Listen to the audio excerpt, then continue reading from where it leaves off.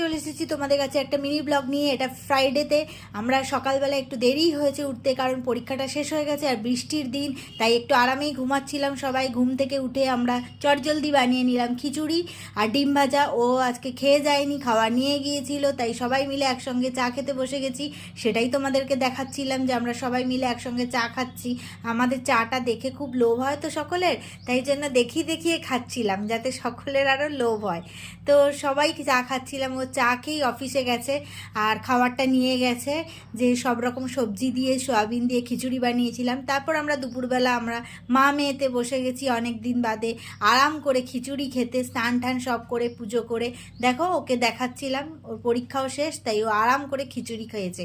তারপর ও সারাদিনে আজকে সকালবেলা থেকে ও একটু কলকা করছিল। মেকআপ করতে খুব ভালোবাসে, মেকআপের জাতীয় জিনিস করতেও খুব ভালোবাসে। তো তোমাদের কেমন লাগলো জানিও কিন্তু আমাদের।